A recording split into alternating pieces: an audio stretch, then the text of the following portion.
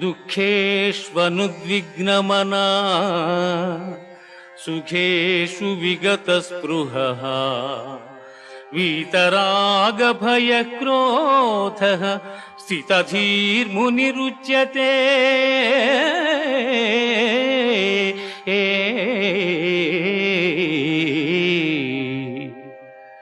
దుఃఖములు కలిగినప్పుడు దిగులు చెందని వాడును, సుఖములు కలిగినప్పుడు స్పృహ లేనివాడును, రాగము భయము క్రోధము పోయినవాడును స్థితప్రజ్ఞుడని చెప్పబడును.